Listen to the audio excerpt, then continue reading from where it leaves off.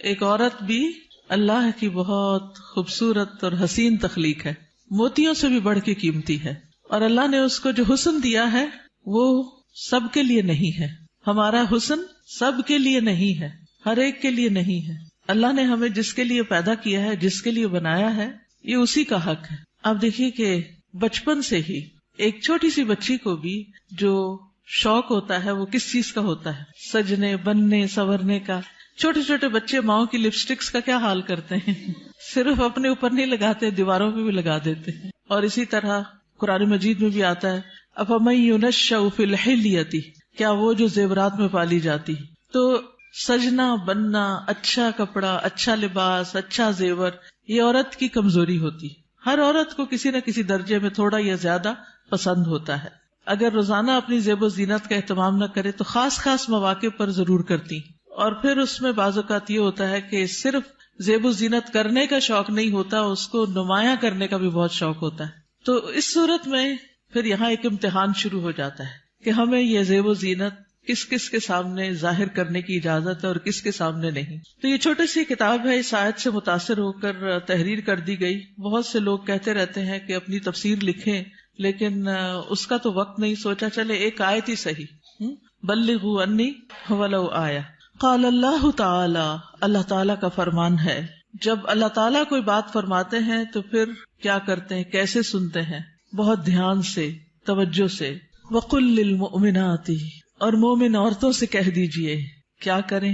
اپنی نگاہیں نیچی رکھیں، یعنی اپنی نگاہوں کی حفاظت کریں، اور اپنی شرم گاہوں کی حفاظت کریں، اور اپنی زینت ظاہر نہ کریں، اپنی خوبصورتی نمایاں نہ کریں سوائے اس کے جو خود ظاہر ہو جائے، اور اپنے سینوں پر اپنی اوڑھنیاں ڈالے رکھیں، اور اپنی زینت ظاہر نہ کریں سوائے اپنے شوہروں کے، یا اپنے باپ کے، یا اپنے شوہروں کے باپ کے، یا اپنے بیٹوں کے، یا اپنے شوہروں کے بیٹوں کے، یا اپنے بھائیوں کے، یا اپنے بھائیوں کے بیٹوں کے، یا اپنی بہنوں کے بیٹوں کے، یا اپنی عورتوں کے، یا اپنے غلاموں کے، یا وہ زیر دست مرد جو کسی اور قسم کی رغبت نہ رکھتے ہوں، یا وہ بچے جو عورتوں کی پوشیدہ باتوں سے ابھی واقف نہ ہوئے ہوں، اور اپنے پاؤں زمین پر مار کر نہ چلیں کہ ان کی پوشیدہ زینت لوگوں کو معلوم ہو جائے. اور اے مومنو، تم سب مل کر اللہ سے توبہ کرو تاکہ تم کامیاب ہو جاؤ. یعنی اس حکم کی کہیں نہ کہیں جو خلاف ورزی ہوتی ہے اس پر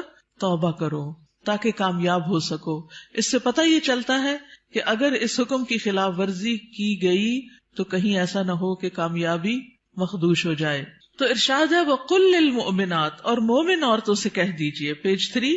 مومنات کون ہوتی ہیں؟ جو ایمان لانے والیاں ہیں، اللہ اور اس کے رسول محمد صلی اللہ علیہ وسلم کا حکم دل سے مان لینے والیاں، ماننے کے بعد ان احکامات پر عمل کرنے والیاں، اللہ سے اپنی محبت کے دعوے کو سچ کر دکھانے والیاں.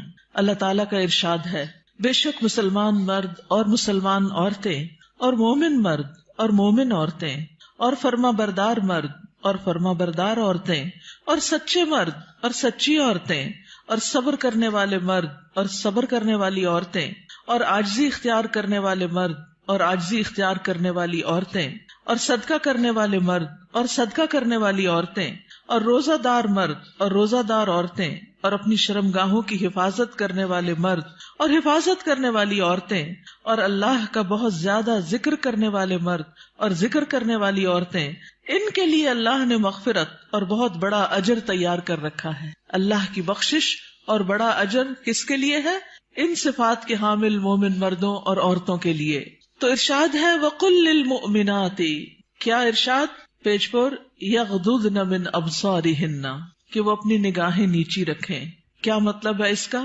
کہ حرام چیزوں پر نگاہ نہ ڈالیں، نامحرم مردوں کو نگاہ بھر کے نہ دیکھیں، اچانک نظر پڑ جائے تو نظر پھیر لیں، شہوت کی نظر سے نہ دیکھیں، کسی مرد یا کسی عورت کا سطر نہ دیکھیں، یعنی جو حصے چھپا کے رکھنے کے قابل ہیں، فحش تصاویر اور فحش مناظر نہ دیکھیں، ادھر ادھر تانک جھانک نہ کریں. نبی صلی اللہ علیہ وسلم نے فرمایا زنا العین النظر، نظر بازی آنکھوں کا زنا ہے. نبی کریم صلی اللہ علیہ وسلم نے فرمایا تم اپنی طرف سے مجھے 6 چیزوں کی ضمانت دو، میں تمہیں جنت کی ضمانت دوں گا. جب بات کرو تو سچ بولو، جب وعدہ کرو تو پورا کرو، جب تمہارے پاس امانت رکھی جائے تو ادا کرو، اپنی شرمگاہوں کی حفاظت کرو، اپنی نگاہوں کو نیچا رکھو اور اپنے ہاتھوں کو روکے رکھو. تو یہ حکم ہے نگاہیں نیچی رکھنے کا. پھر آیت کے اگلے حصے میں فرمایا وَيَحْفَظْنَ فُرُوجَهُنَّ، اور وہ اپنی شرمگاہوں کی حفاظت کریں، یعنی جسم کے قابل سطر حصے چھپا کر رکھیں. باریک اور تنگ لباس خصوصاً چست پاجامے سطر ڈھانپنے کے تقاضے پورے نہیں کرتے. زنا، بدکاری اور فحاشی سے بچیں. بلا ضرورت اپنے جسم کا کوئی حصہ نہ کھولیں. ہم جنس پرستی سے دور رہیں. جانوروں یا مصنوعی آلات سے جنسی خواہش پوری نہ کریں. پھر فرمایا وَلَا يُبْدِينَ زِينَتَهُنَّ، اور اپنی زینت ظاہر نہ کریں، یعنی جسمانی ساخت اور شکل و صورت کی خوبصورتی کو نمایاں نہ کریں. زینت میں دونوں چیزیں آ جاتی ہیں، جسم کا فگر بھی اور شکل و صورت کی خوبصورتی بھی. پھر مصنوعی اور آرائشی زینت جیسے زیور، لباس یا میک اپ وغیرہ چھپا کر رکھیں نان محرم سے. باریک لباس نہ پہنیں. گھر سے نکلتے وقت تیز خوشبو نہ لگائیں کیونکہ وہ بھی زینت کا حصہ ہے. رسول اللہ صلی اللہ علیہ وسلم نے فرمایا 2 قسم کے لوگ جہنمی ہیں جنہیں میں نے نہیں دیکھا.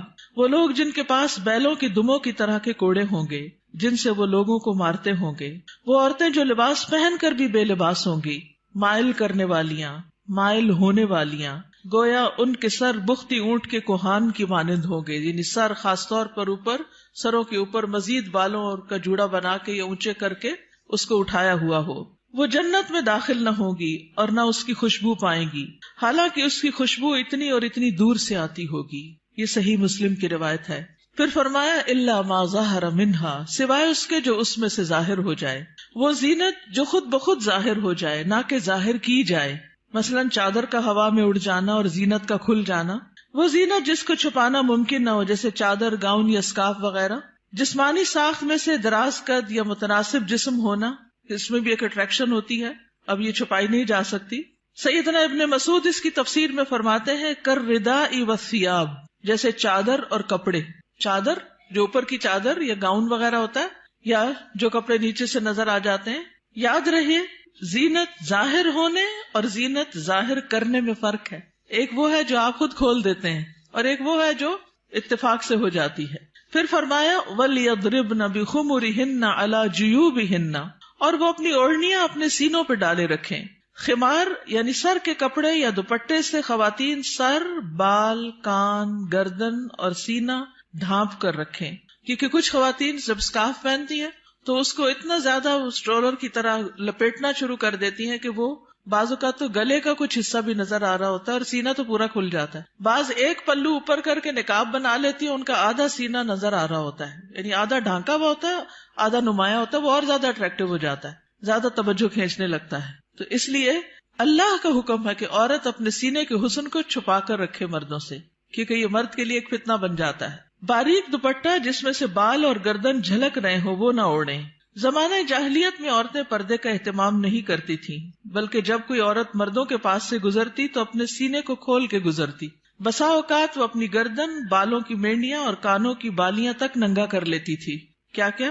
گردن، بالوں کی مینڈیاں اور کانوں کی بالیاں، ان کو نکال لیتی تھی. اب بھی آپ نے دیکھا ہوگا بعض اسکارف اس طرح پہنتے ہیں کہ کانوں کا زیور باہر لٹک رہا ہوتا ہے. لہٰذا اللہ تعالیٰ نے مومن عورتوں کو حکم دیا کہ وہ ایسے مواقع پر پردے کا اہتمام کریں. سیدہ عائشہ فرمایا کرتی تھی جب یہ آیت نازل ہوئی وَلْيَضْرِبْنَ بِخُمُرِهِنَّ عَلَى جُيُوبِهِنَّ، تو ان سب نے اپنے تہ بندوں کو کناروں سے پھاڑ کر ان کی اوڑھنیاں بنا لی. یعنی جو نیچے تہ بند ہوتا ہے نا، جو نیچے پہنتے ہیں شلوار کی طرح، تو انہوں نے کیا کیا کہ اور اگر کپڑا نہیں ملا سر کا اس طرح چادر بنانے والا تو انہوں نے انہی کو ہی ذرا صحیح کر کے، یعنی اس کے کنارے وغیرہ کاٹ کے اس کو چادر کی شکل دے دی. پھر فرمایا وَلَا يُبْدِينَ زِينَتَهُنَّ إِلَّا، اور وہ اپنی زینت ظاہر نہ کریں مگر اپنے شوہروں کے لیے.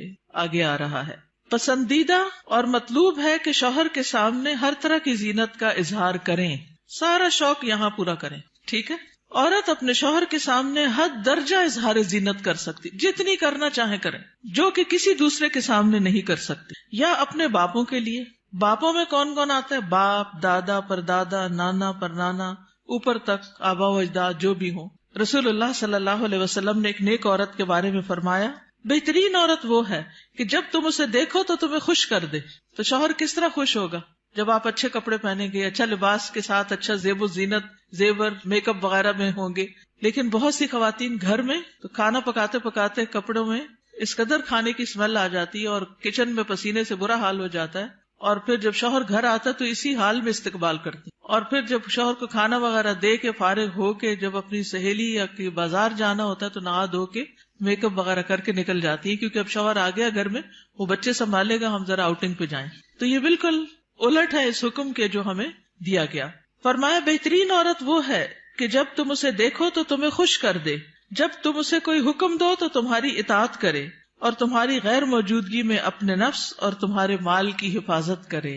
یا اپنے شوہروں کے باپ کے لیے، شوہر کا باپ جیسے سسر، شوہر کا نانا، شوہر کا دادا، شوہر کا پرنانا، شوہر کا پردادا، اوپر تک آباء و اجداد. یا اپنے بیٹوں کے لیے، بیٹوں میں بیٹے، پوتے، پڑپوتے، نواسے، پڑنواسے، نیچے تک سب آ جاتے ہیں. یا اپنے شوہروں کے بیٹوں کے لیے، شوہر کے پوتے، شوہر کے نواسے، نیچے تک، یعنی ستیلے بیٹے بھی.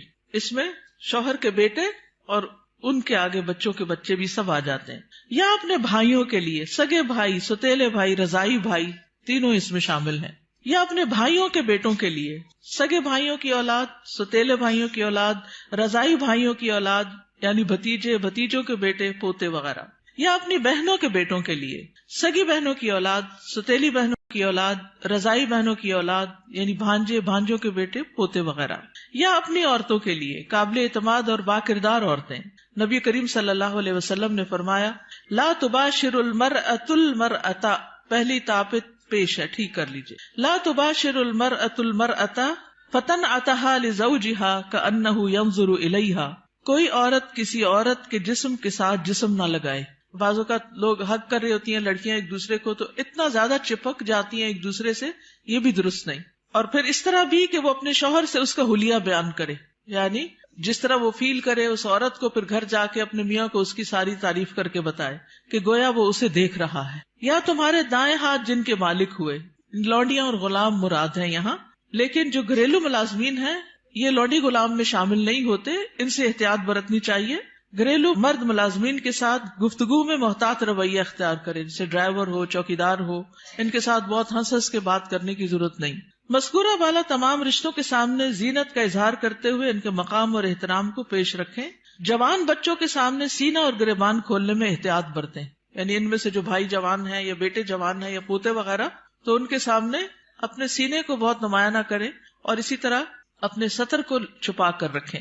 سیدنا انس بیان کرتے ہیں کہ نبی کریم صلی اللہ علیہ وسلم فاطمہ رضی اللہ تعالی عنہا کے لیے غلام لائے جو آپ نے ان کو ہبہ کر دیا. انس رضی اللہ عنہ نے کہا کہ فاطمہ پر اس وقت ایسا کپڑا تھا جب وہ اسے اپنے سر پر اوڑھتی تو ان کے پاؤں تک نہ پہنچتا، جب وہ اسے اپنے پاؤں چھپاتی تو سر پر نہ رہتا. یاد رکھیے وہ پاؤں بھی چھپا رہی تھی. جبکہ نبی کریم صلی اللہ علیہ وسلم نے ان کی یہ الجھن دیکھی تو فرمایا، بے شک تمہارے لیے کوئی حرج نہیں، تمہارے سامنے صرف تمہارے والد اور تمہارا غلام ہے. اس غلام کا نام عبداللہ بن مسعدہ تھا. یہ فزاری تھے، سخت سیاہ فام. سیدہ فاطمہ نے انہیں پرورش کر کے آزاد کر دیا تھا رضی اللہ تعالی عنہا. اب التابعین غیر اولی الاربۃ من الرجال، یا پیروی کرنے والے غیر حاجت مند مرد، یعنی یہ کون سے مرد ہیں جن سے پردے میں نرمی اختیار کی جا سکتی ہے؟ نکاح کی حاجت نہ رکھنے والا. بعض ہوتے ہیں نا بچپن سے خاندانوں کے ساتھ لگ جاتے ہیں اور وہ پوری زندگی ایک بچوں کی طرح ہی ساتھ ہوتے ہیں، اور پھر بڑھاپے کی عمر میں ان کا کوئی اور ٹھکانہ نہیں ہوتا، تو وہ یعنی کہ گھروں میں اگر ہوتے ہیں ان کو گھر کی جو لڑکیاں ہیں وہ اپنی بیٹیوں کی طرح ہی ہوتی ہیں، اور ویسے بھی انہیں شادی کا کوئی شوق نہیں ہوتا. عورتوں سے رغبت نہ رکھنے والا، بدھو قسم کا، بے وقوف بدھو جس میں شہوت نہ ہو، بالکل بوڑھا. بعض اوقات ایسے بچے ہوتے ہیں نا اسپیشل بچے کہ جن کو کوئی مینٹلی ان کو کوئی سمجھ نہیں ہوتی، جنسی خواہشات سے آری. مخنث اور ہجڑے جن میں کوئی شہوت نہ ہو، یہ یاد رکھیے، کیونکہ بعض ہجڑے جو ہیں ان کے اندر سب کچھ ڈیولپڈ ہوتا ہے. لیکن ان افراد کے سامنے زینت کا اظہار کرتے ہوئے بھی احتیاط کا دامن نہ چھوڑیں، پھر بھی محتاط رہیں. غیر اولی الاربا سے مراد وہ بے خبر ہے جس میں شہوت نہ ہو، یہ سیدنا ابن عباس کا قول ہے. اب الطفل الذین لم یظہروا علی عورات النساء، یا وہ بچے جو عورتوں کی چھپی ہوئی باتوں سے ابھی واقف نہیں ہوئے. نابالغ بچے جن کا جنسی شعور بیدار نہ ہوا ہو، جو کم عمری کی وجہ سے عورتوں کے حالات اور مخصوص اوصاف سے واقف نہ ہو، جن کو کوئی سمجھ نہ ہو پیریڈز کیا ہوتے ہیں، اور یعنی ابھی ان کی عورتوں سے متعلق جو خاص باتیں ہیں ان کو سمجھ نہ ہو. ابن کثیر کہتے ہیں جب بچہ بالغ ہو یا بلوغت کے قریب ہو اور ان چیزوں کو جانتا پہچانتا ہو، بدصورت اور خوبصورت عورت میں تمیز کر سکتا ہو، یعنی جس دن بچہ یہ کہ نا ماما وہ بہت خوبصورت ہے، تو اسے عورتوں کے پاس نہ آنے دیا جائے. یہ ابن کثیر کی تفسیر ہے. کسی خاص عمر کی یہاں قید نہیں، بچے کی سمجھ کے مطابق احتیاط سے کام لیتے ہوئے زینت کا اظہار کرے. لیکن افسوس ہوتا ہے ان خواتین پر جو اچھے بھلے جوان لڑکوں کو گلے لگا لیتی ہیں یا ان کے سر پہ ہاتھ پھیرنے لگتی ہیں یا ہاتھ ملانا شروع کر دیتی ہیں. یہ بھی اس حکم کے منافی ہے، چاہے بچپن سے اس بچے کو آپ نے پالا ہی کیوں نہ ہو. وَلَا يَضْرِبْنَ بِأَرْجُلِهِنَّ لِيُعْلَمَ مَا يُخْفِينَ مِنْ زِينَتِهِنَّ، اور وہ اپنے پاؤں مارتی ہوئی نہ چلیں کہ جو وہ اپنی زینت میں سے چھپاتی ہیں اس کو جان لیا جائے. یعنی مردوں کو متوجہ کرنے والی چال نہ چلیں، یعنی چلتے ہوئے بھی ایک وقار کا خیال رکھیں. جھنکار والی پازیب نہ پہنے، یعنی پاؤں کا زیور ایسا کہ جو چن چن کرے اور بازار میں دوسروں کو متوجہ کرے وہ نہیں پہنے. باہر گھر میں پہن سکتے ہیں. آواز پیدا کرنے والا جوتا استعمال نہ کرے، یعنی جیسے بہت ہائی ہیل پہن کے پھر وہ ٹک ٹک ٹک سے سب متوجہ ہو جاتے ہیں، اس سے بھی بچیں. تیز خوشبو استعمال نہ کریں. ابن کثیر کہتے ہیں اس ممانعت میں ہر وہ چھپی ہوئی زینت داخل ہے جو حرکت کرنے سے ظاہر ہو جائے. اسی ضمن میں عورت کو خوشبو لگا کر باہر نکلنے سے بھی منع کیا گیا ہے کہ لوگ اس کی خوشبو محسوس کریں.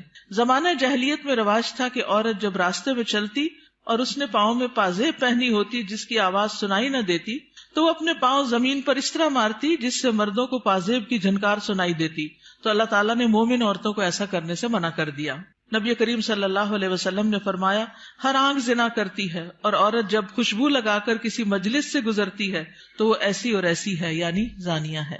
تو اس لیے خوشبو کے معاملے میں بھی احتیاط برتیں. ایسی خوشبو نہ لگائیں کہ جو پھیل رہی ہو، خصوصاً اگر آپ بازار سے ہو کر گزر رہے ہیں یا مردوں کے ساتھ آپ کا کسی بھی طرح کا کوئی انٹریکشن ہے یا گھر میں کوئی ایسا رشتہ دار ہے کہ جو محرم نہیں ہے. وَتُوبُوا إِلَى اللَّهِ جَمِيعًا أَيُّهَا الْمُؤْمِنُونَ لَعَلَّكُمْ تُفْلِحُونَ، اور اے مومنو سب کے سب اللہ کی طرف توبہ کرو تاکہ تم فلاح پاؤ. اس میں پچھلے گناہوں پر ندامت کا اظہار کریں، یعنی اللہ تعالیٰ کے سامنے آئندہ گناہ نہ کرنے کا عہد کریں، اپنی اصلاح کی ہر ممکنہ کوشش کریں، ان لغزشوں اور غلطیوں سے توبہ کریں جو پردے کے معاملے میں اب تک ہوتی رہیں. آئندہ زندگی کے لیے اپنے طرز عمل کی اصلاح ان ہدایات کے مطابق کر لیں جو اللہ اور اس کے رسول صلی اللہ علیہ وسلم نے دی ہیں. اللہ تعالیٰ کا ارشاد ہے وَهُوَ الَّذِي يَقْبَلُ التَّوْبَةَ عَنْ عِبَادِهِ وَيَعْفُو عَنِ السَّيِّئَاتِ وَيَعْلَمُ مَا تَفْعَلُونَ، اور وہی ہے جو اپنے بندوں کی توبہ قبول کرتا ہے اور ان سے درگزر فرماتا ہے، اور وہ جانتا ہے جو تم عمل کرتے ہو. دیگر محارم حقیقی چچا اور ماموں بھی محرم ہیں، کیونکہ بھتیجی اور بھانجی سے نکاح نہیں کیا جا سکتا. رضائی رشتے بھی نسبی رشتوں کی طرح محرم ہیں، ان کے سامنے بھی زینت کا اظہار جائز ہے. اللہ تعالیٰ کا ارشاد ہے تم پر تمہاری مائیں اور تمہاری بیٹیاں اور تمہاری بہنیں اور تمہاری پھپھیاں اور تمہاری خالائیں اور بھائی کی بیٹیاں اور بہنوں کی بیٹیاں حرام کر دی گئی ہیں.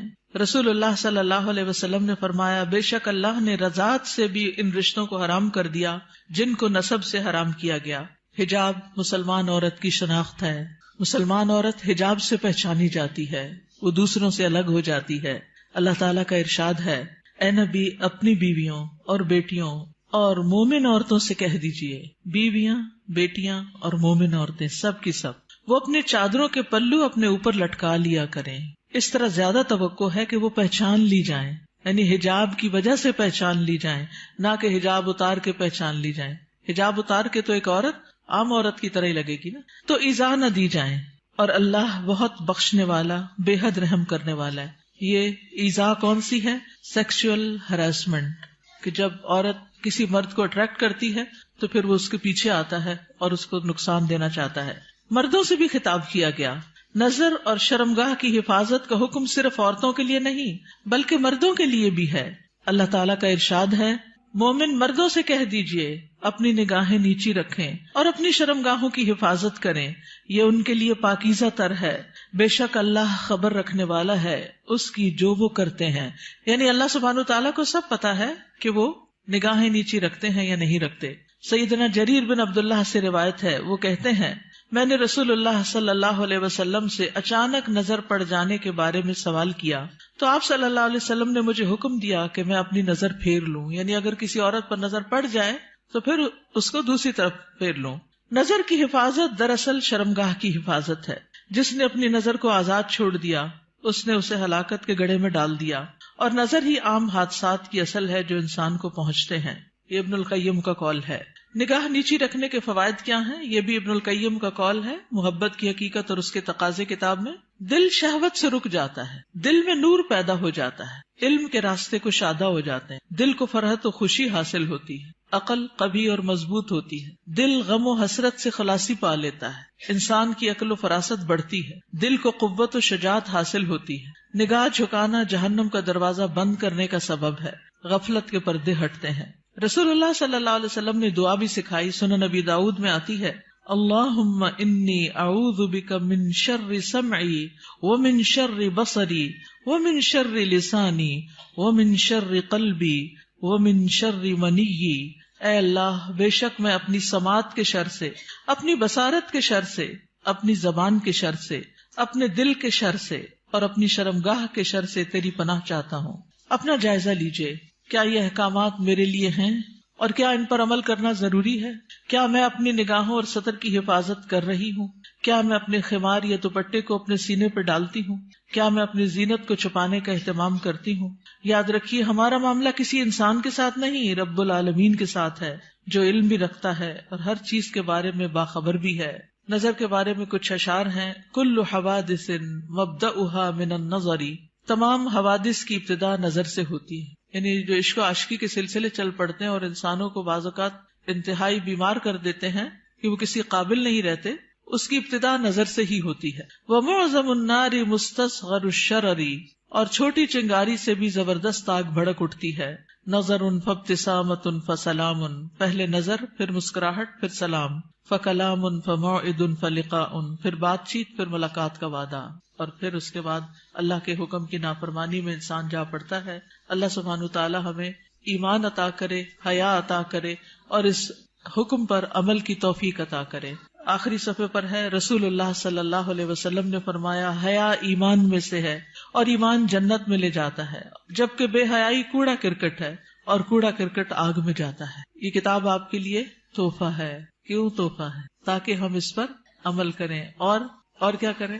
آگے بھی پہنچائیں. صرف اپنے آپ کو بچانا کسی شر سے، کسی نقصان سے کافی نہیں. اس کا ایک محرک یہ بھی تھا اس چھوٹے سے پیمفلٹ کو لکھنے کا، کہ بہت دفعہ مجھے خود یہ سننے کو ملا، بتایا گیا کہ کہاں ہے قرآن میں پردے کا حکم. آپ اپنے کالج میں، یونیورسٹی میں کولیگ سے بات کریں تو کہیں گے کہاں لکھا ہے قرآن میں؟ تو کوئی نہیں پردے کا حکم، یہ تو تم لوگوں نے خود ہی گاؤں سکاف چڑھا لی ہے. تو اگر یہ چھوٹی سی کتاب آپ کے پاس ہوگی تو فوراً دلیل نکالنا آپ کے لیے آسان ہو. ٹھیک ہے، آپ میں سے کوئی کچھ کہنا چاہتا ہے؟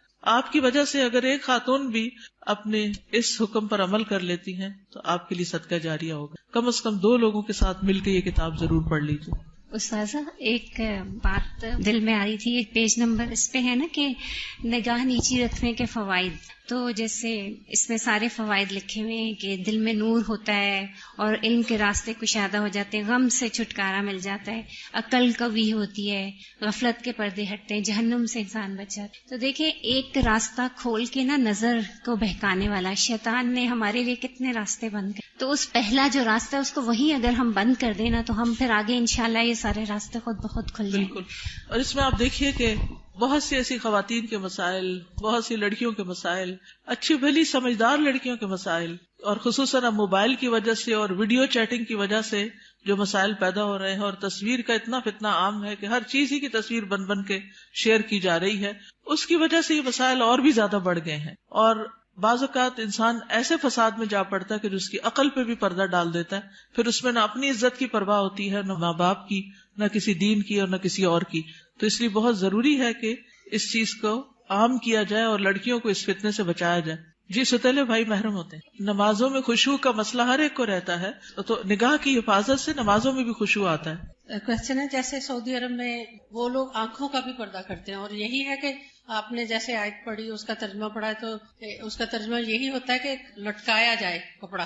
تو وہ لوگ اس طرح کہتے ہیں کہ آنکھ کا پردہ، وہ پٹا اس طرح کرتے ہیں کہ آنکھوں تک آتا ہے. تو اس میں آپ کیا کہیں گے؟ اور دوسرا یہ کہ ان کا جو گاؤن ہے وہ پاؤں کے نیچے تک ہوتا ہے، کیا یہ حالات؟ جی گاؤن نیچے تک ہونا چاہیے، ٹخنے ننگے نہیں ہونے چاہیے. اور ابھی یہ زمین کو جو ٹچ کر رہا ہوتا ہے. جی تو آنکھ کے پردے میں آپ کیا کہتے ہیں اس میں؟ جس طرح وہ لوگ کرتے ہیں جی، جتنا انسان اپنے آپ کو ڈھانک سکے اتنا ہی بہتر ہے. مطلب وہ لوگ پلہ جو ہے اوپر کر کے کرتے ہیں، لیکن ہمارے یہاں ایسا کوئی دیکھیے ہمارے یہاں بھی جب میں چھوٹی ہوتی تھی تو اس وقت جو نقاب ہوتا تھا وہ پورے جارجٹ کے کپڑوں کا وہ نیچے ڈالتے تھے. میں خود یونیورسٹی میں، پنجاب یونیورسٹی میں جب میں پڑھتی تھی تو میرے اپنے نقاب اسی طرح کا لگا ہوا تھا، اور جو ینگ ٹیچرز ہوتے تھے ان کی کلاس میں میں پورا ڈال کے بیٹھتی تھی، سامنے نہیں دیکھتی تھی. یہ پیج نمبر 4 پہ نا لاسٹ میں ہے، یا غضضن من ابصارہن، بالکل لاسٹ میں، اور اپنے ہاتھوں کو روکے رکھو. یہ مجھے تھوڑا سا یعنی یہ حدیث ہے نا جس میں بہت سی چیزوں کے روکنے کی بات ہے. مسلمان وہ ہوتا ہے نا جس کے ہاتھ اور زبان سے دوسرے محفوظ رہیں. ہاتھوں کو روکے رکھو شر سے، کسی کو تکلیف دینے سے.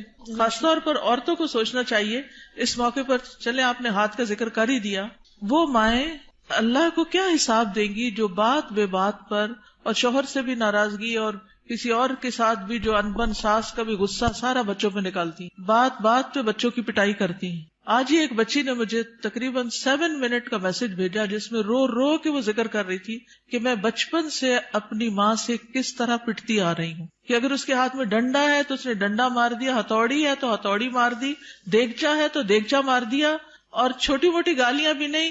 اگر ہم کسی وجہ سے اوپر چڑھ گئے تو کہا طوائف ہو تم بھی کوٹھے پہ بیٹھو گی. اور اس قدر غلیظ لینگویج کہ میں پریشان ہو گئی سن کے کہ ہمارے مسلمان معاشرے میں ایسی مائیں بھی ہیں. تو یہ ہے ہاتھوں کو روکنے کا مطلب کہ جس پر ہاتھ چلانے کا بس چلتا ہو اس سے اپنے آپ کو روک کے رکھیں. چھوٹی چھوٹی باتوں میں بال کھینچ دینا، کان مروڑ دینا، ہاتھ مروڑ دینا، دھکا دے دینا، اٹھا کے پٹخا کے بچے کو پھینکنا، اس سب کا حساب دینا ہوگا. یہ ظلم کی بدترین قسم ہے اور اس سے پرہیز کرنا چاہیے. چلیے آج کے دن سیٹرڈے کو ہم فقہ القلوب پڑھتے ہیں، اور میرا بالکل دل نہیں چاہتا کہ ہم فقہ القلوب کو چھوڑ دیں، کیونکہ اس کتاب سے میں نے بہت کچھ سیکھا ہے اور یہ بہت زیادہ ایمان کو بڑھانے والی ہے. تو برکت کے لیے تھوڑا سا آپ سب کے ساتھ بھی شیئر کرتی ہوں تاکہ آپ بھی اس کو شروع کر لیں، کیونکہ فقہ القلوب جو ہے وہ قلب سے تعلق رکھتی ہے، اور جب تک قلب کی اصلاح نہ ہو تو باقی اعضاء کی ہو نہیں سکتی. پیج 719. کچھ لوگ پچھلے سال آپ میں سے ہمارے ساتھ فقہ القلوب میں شریک ہوتے تھے اور پھر وہ چلے گئے تو ان کا فقہ القلوب بھی چھوٹ گیا. تو میں چاہوں گی کہ وہ دوبارہ سے شروع کر لیں، اور جو ساتھ چلتے رہے وہ تقریباً 100 پیجز تو سال میں میرے خیال ہو ہی گئے ہیں. فل ایمان محلہ القلب، تو ایمان کا مقام دل ہے. وَإِذَا دَخَلَ فِيهِ جَاءَ بِكُلِّ خَيْرٍ، جب ایمان دل میں داخل ہو جاتا ہے تو ہر طرح کی خیر لے آتا ہے، پھر خیر پھوٹ پڑتی ہے. وَإِذَا لَمْ يَدْخُلِ الْإِيمَانُ فِي الْقَلْبِ، اور جب ایمان دل میں داخل نہیں ہوتا، فَلَا فَائِدَةَ مِنَ الْعَمَلِ مَعَهُ، تو کوئی فائدہ نہیں ہوتا اس کے ساتھ عمل کرنے کا. جب تک ایمان دل میں نہیں، عمل بے فائدہ ہے، اوپر اوپر کے کیے ہوئے کام بیکار ہیں. فَالْمُنَافِقُونَ كَانَ إِيمَانُهُمْ بِأَلْسِنَتِهِمْ فَلَمْ يَنْفَعْهُمْ، جیسے منافق تھے تو ان کا ایمان ان کی زبانوں پر تھا تو ان کو اس ایمان نے کچھ فائدہ نہ دیا. وَكَانُوا يُصَلُّونَ مَعَ الْمُسْلِمِينَ، وہ مسلمانوں کے ساتھ نماز پڑھتے تھے. فَلَمْ يَنْفَعْهُمْ ذَلِكَ، تو اس نماز نے ان کو کوئی فائدہ نہیں دیا. بل ہم فی الدرک الاسفل من النار، بلکہ وہ آگ کے سب سے نچلے گڑھے میں ہیں. یقولون بألسنتہم ما لیس فی قلوبہم، وہ اپنی زبانوں سے وہ کہتے ہیں جو ان کے دلوں میں نہیں، یعنی ایمان دلوں میں نہیں اترا. وَلَفْظُ الْإِيمَانِ شَيْءٌ وَصُورَةُ الْإِيمَانِ شَيْءٌ، لفظ ایمان ایک چیز ہے اور صورت ایمان ایک اور چیز ہے. وَعِلْمُ الْإِيمَانِ شَيْءٌ، اور ایمان کا علم ایک اور چیز ہے. تو لفظ، صورت اور علم تینوں الگ الگ ہیں، لیکن حقیقت الایمان شیء اعظم من هذا کلہ، لیکن حقیقت الایمان ان سب سے بڑی چیز ہے. وَكُلُّ شَيْءٍ يُصْنَعُ فِي مَكَانٍ وَمَكَانُ تَجْرِيبِهِ فِي مَكَانٍ آخر كَالسَّيَّارَةِ وَالْقَلَمِ وَنَحْوِهِمَا، ہر چیز بنائی جاتی ہے ایک جگہ پر، یعنی ایک پین کی فیکٹری ہے، ایک کار کی فیکٹری ہے. وَمَكَانُ تَجْرِيبِهِ، اور اس کی جو تجربہ گاہ ہے وہ کسی اور جگہ پر ہے، یعنی وہ چلائی کہیں اور جاتی ہے. كَالسَّيَّارَةِ، جیسے کار بنتی کہاں ہے؟ کار فیکٹری میں، اور چلتی کہاں ہے؟ سڑک پر. قلم بنتا کہاں ہے؟ فیکٹری میں، اور چلتا کہاں ہے؟ کاغذ پر. وَنَحْوِهِمَا، اور اسی طرح. وَكَذَلِكَ عِلْمُ الْإِيمَانِ لَهُ مَكَانٌ، اسی طرح ایمان کے علم کی بھی ایک جگہ ہے. وَمَكَانُ مَعْرِفَتِهِ وَتَجْرِيبِهِ لَهُ مَيْدَانٌ آخر، اور اس کی پہچان کی جگہ اور اس کے تجربے کی جگہ ایک اور ہے. وَذَلِكَ لَا يَتِمُّ وَلَا يَحْصُلُ إِلَّا بِالْمُجَاهَدَةِ وَالتَّضْحِيَةِ بِكُلِّ شَيْءٍ، اور یہ پورا نہیں ہوتا اور حاصل نہیں ہوتا مگر سخت محنت سے اور قربانی سے، جو ہر چیز کی ہوتی ہے، من اجل الحصول علیہ، اس چیز کو حاصل کرنے کے لیے. فَهُوَ أَغْلَى شَيْءٌ فِي الدُّنْيَا وَالْآخِرَةِ، تو وہ دنیا اور آخرت میں سب سے زیادہ قیمتی چیز ہے. وَطَرِيقُ الْإِيمَانِ تَعِبَ فِيهِ آدم، ایمان کا جو راستہ ہے اس میں آدم علیہ السلام بھی تھکے تھے. کیا ہوا تھا ان کے ساتھ؟ جب ان کو امتحان میں ڈالا گیا، تجربہ گاہ میں ڈالا گیا، ٹیسٹ میں ڈالا گیا، تو شیطان نے ان کو ورغلا لیا. وَنَاحَ لِأَجَلِهِ نُوحٌ، اور مورن کیا یا غم کیا اسی کی وجہ سے نوح علیہ السلام نے. وَرُمِيَ فِي النَّارِ الْخَلِيلِ، اور آگ میں پھینکے گئے خلیل اللہ ابراہیم علیہ السلام. وَاسْتَجَعَ لِلذَّبْحِ اسماعیل، اور لیٹے ذبح ہونے کے لیے اسماعیل علیہ السلام. وَبِيعَ وَسُجِنَ یوسف، اور بیچے گئے اور قید کیے گئے یوسف علیہ السلام. وَنُشِرَ بِالْمِنشَارِ زکریا، اور آرے سے چیرے گئے زکریا علیہ السلام. وَذُبِحَ بِالسِّكِّينِ یحییٰ، اور چھری کے ساتھ ذبح کیے گئے یحییٰ علیہ السلام. وَقَاسَ الضُّرُّ ایوب، اور بیماری کو سفر کیا، قاسا کا معنی سفرڈ، الضر بیماری کو ایوب علیہ السلام نے. وزاد فی البکاء داود، اور کثرت سے روئے داود علیہ السلام. وسار مع الوحش عیسیٰ علیہ السلام، اور وحشی کے ساتھ عیسیٰ علیہ السلام چلے. یہ کیا قصہ ہے؟ کہا جاتا ہے کہ عیسیٰ علیہ السلام جب مصر میں تھے اور یوسف النجار ان کے ساتھ تھا، تو آگے دیکھا کہ ایک شیر آ رہا ہے تو وہ ڈر گئے. عیسیٰ علیہ السلام نے کہا کہ تم مجھے شیر کے قریب کر دو اور خود نہیں قریب آنا، خود دور رہو. تو عیسیٰ علیہ السلام شیر کے رستے میں کھڑے ہو گئے. جب شیر آیا تو پوچھا ایھا الوحش، اے وحشی جانور، اس راستے میں کیوں آئے، کیوں کھڑے ہو یہاں؟ کہنے لگا کہ وہ ایک بیل ہے، مجھے اسے پکڑنا ہے. انہوں نے کہا کہ دیکھو وہ تو مساکین کا بیل ہے، اس کو چھوڑ دو، فلاں فلاں جگہ چلے جاؤ، وہاں پر ایک مردہ اونٹ ہے تو اس کو جا کے کھا لو. تو اس طرح عیسیٰ علیہ السلام کے کہنے سے وہ شیر جو تھا وہ وہاں چلا گیا، اور اس شیر نے عیسیٰ علیہ السلام کی بات مان لی. لیکن شیر سے بات کرنا اور شیر کو روکنا نہیں منکر کرنا کوئی آسان کام نہیں تھا. لیکن عیسیٰ علیہ السلام نے اپنے آپ کو خطرے میں ڈال کر مسکینوں کو ان کا بیل دلوا دیا، یعنی ان کا بیل ہلاک نہیں ہوا، ورنہ تو شیر کھا جاتا. تو یہ اسرائیلیات میں سے ہے یہ واقعہ.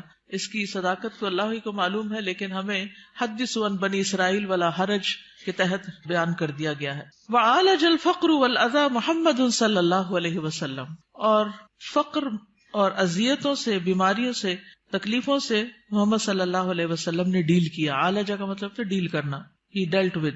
وہؤلاء ہم شموس التوحید والایمان، اور یہ لوگ توحید اور ایمان کے سورج ہیں، شمس کی جمع. ونجوم الہدا، اور ہدایت کے ستارے. وجبال الصبر والیقین، اور صبر اور یقین کے پہاڑ. فالایمان اصل الدین وقاعدتہ، تو ایمان دین کی اصل ہے اور اس کا قاعدہ ہے. التی یبنى علیہ البناء، جس پر عمارت کی بنیاد رکھی جاتی ہے. فہو بمنزلۃ تسویۃ الارض وسقیھا، اور وہ زمین کو ہموار کرنے اور اسے سیراب کرنے کے برابر ہے. اما الامور الباقیۃ فی الدین، اور جہاں تک دین کے باقی امور کا تعلق ہے، فہی بمنزلۃ الاشجار والحبوب، تو ان کا مقام درختوں اور دانوں کی طرح ہے. التی یمکن زرعها وغرسها فی هذه الارض، جن کو اس زمین میں اگایا اور بویا جا سکتا ہے. فہی تنمو بقدر خصوبۃ الارض، تو وہ اگتے ہیں جتنی زمین زرخیز ہوتی ہے. واستعدادها کما انها تثمر بقدر الجهود المبذولۃ فی تمہید الارض وسقیها، جس طرح وہ پھل لاتی ہے جتنی اس پہ محنت کی جاتی ہے زمین کو تیار کرنے، ہموار کرنے اور اس کو سیراب کرنے میں. فالایمان هو ارض الدین، کتنا خوبصورت جملہ ہے چھوٹا سا. ایمان دین میں زمین کی طرح ہے. والدعوۃ نبتها وطلعها، اور دعوت دین کیا ہے؟ اس کا پودا اور اس کا خوشہ. والعبادۃ ثمرتها وزینتها، اور عبادت اس کا پھل اور اس کی خوبصورتی. والعلم یرویہا ویسقیہا، علم اس پودے کو سیراب کرتا ہے اور اسے ہرا بھرا کرتا ہے. والجنت ورضا الرب غایتھا، اور جنت اور رب کی رضا یہ اصل گول ہے، اصل غایت ہے، اصل مقصد ہے. ولا يمكن ان نحصل على حقیقت الایمان الا اذا تیقنا ان جميع المخلوقات في السماوات والارض قویھا وضعیفھا کالحیۃ المیتۃ. ہم ایمان کی حقیقت کو اس وقت تک نہیں پا سکتے جب تک ہمیں یقین نہ ہو کہ ساری کی ساری مخلوقات، آسمانوں کی اور زمین کی، ان کی مضبوط اور ان کی ضعیف یہ مردہ سانپ کی طرح ہے. لا تنفع ولا تضر، جو نہ فائدہ دے سکتی ہے نہ نقصان. یہ ہے اصل ایمان، ایسا یقین کہ نہ کوئی فائدہ دے سکتا نہ کوئی نقصان دے سکتا ہے، الا باذن اللہ، مگر اللہ کے اذن سے. مردہ سانپ سے تو آپ نہیں ڈرتے نا، تو لوگوں کا ڈر بھی نہیں ہونا چاہیے. لیکن جب ہم لوگوں سے ڈرتے ہیں، یعنی اس سینس میں ڈرتے ہیں کہ اگر میں نے اس کی بات نہ مانی، یہ مجھے کہہ رہا ہے حجاب اتار دو، نہیں مانی تو پھر کیا ہوگا، میرا تو بڑا نقصان ہو جائے گا، یا یہ مجھے جو کہہ رہا ہے میں اسے کر لوں ورنہ مجھے ایسا اور ایسا نقصان ہو جائے گا. تو بہت سے لوگ اللہ کی نافرمانی کے کام جو ہیں وہ صرف لوگوں کے ڈر سے کرتے رہتے ہیں کہ لوگ کیا کہیں گے. تو یاد رکھیے ساری مخلوقات مردہ سانپ کی طرح. یہ جملہ یاد رہے گا. جب یہ یاد رہے گا نا تو پھر اللہ کا حکم ماننا مشکل نہیں رہے گا. ولا تؤتی ولا تمنع الا بامر اللہ، نہ یہ دیتی ہیں نہ روکتی ہیں مگر اللہ کے حکم سے. وان کل شیء بید اللہ، اور یہ کہ ہر چیز اللہ کے ہاتھ میں ہے. وان ما سوى اللہ لیس بیدہ شیء، اور اللہ کے علاوہ جو بھی ہے اس کے ہاتھ میں کچھ نہیں. کما قال سبحانہ، جیسا کہ اللہ تعالیٰ کا فرمان ہے، الا لہ الخلق والامر تبارک اللہ رب العالمین. خبردار، اللہ ہی کی ہے مخلوق اور حکم بھی اللہ ہی کا ہے. بہت بابرکت ہے اللہ جو رب ہے سارے جہانوں کا. میں یہ ضرور چاہوں گی کہ آپ اس کتاب کو پڑھیں. اگر آپ کہنے کہ اس کانوکیشن کی کوئی نصیحت ہمیں کر دیں تو میں یہی کہوں گی کہ فقہ القلوب کو شروع سے پڑھنا شروع کر دیں تو ساری نصیحتیں آپ کو مل جائیں گی. اور یہ دراصل ایمان کو مضبوط کرنے والی کتاب ہے. کیا ہے؟ اور اگر ایمان مضبوط ہو جائے تو کیا ہوتا ہے؟